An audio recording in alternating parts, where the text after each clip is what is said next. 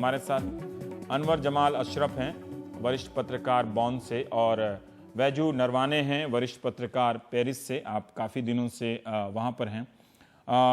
वैजू, आज पेरिस से इस तरह की बहुत खबरें आती रहीं कि पुलिस या सिक्योरिटी एजेंसी यहाँ वहाँ छापे मार रही है या लोगों को घेरा है।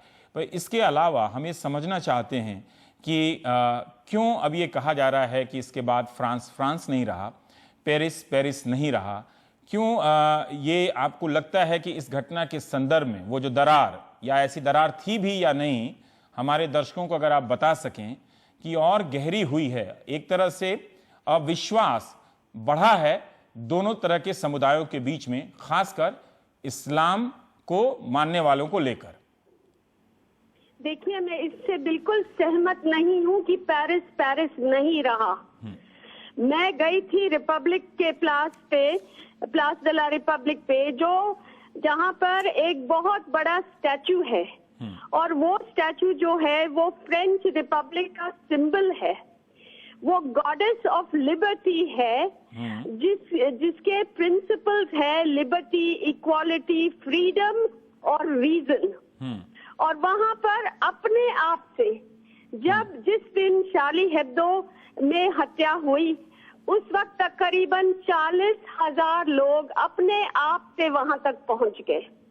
किसी एक आदमी ने नारा नहीं लगाया कि इस्लाम के खिलाफ आप उठिए। आप जरा सोच लगाइए, जब मिसेस गांधी की हत्या हुई थी तो सिखों को हमने कैसे मारा था? गोधरा के बाद मुसलमानों को हमने कैसे मारा था? यहाँ पे एक, ठीक है, 2, 3, 4 इंसिडेंट्स हुए हैं मॉस्क के खिलाफ, लेकिन ज्यादा कोई डैमेज नहीं हुआ।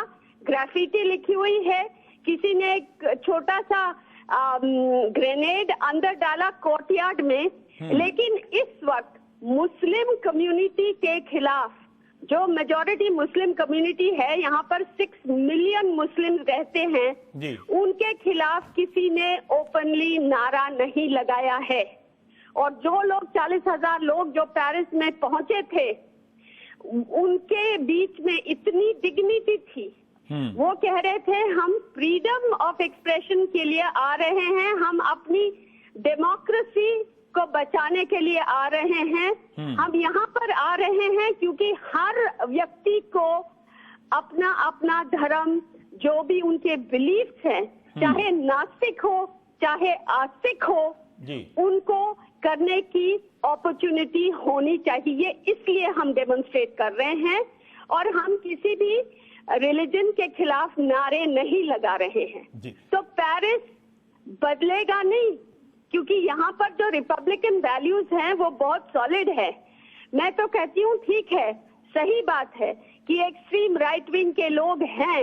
मारिन ले पेन और extreme right wing national front जो है, उसने हाल में मई महीने में इलेक्शंस जब हुए थे यूरोपियन पार्लियामेंट के लिए और म्यूनिसिपल इलेक्शंस में, काफी शहरों पे कब्जा कर लिया था। और सही बात है कि उनकी बहुत प्रोग्रेस हो गई है, लेकिन ये जो घटनाएं हुई है, उसकी वजह से फ्रांस एकता भी कर सकता है, इकट्ठे भी आ सकता है। ये एब्सोल्युटली इनएविटेबल नहीं है कि इस सोसाइटी में डिविजन्स और भी ज्यादा बढ़ जाएंगे। ये आपने कहा, असल में हम यहाँ के अखबारों को देख के ही अपना सवाल बना रहे हैं।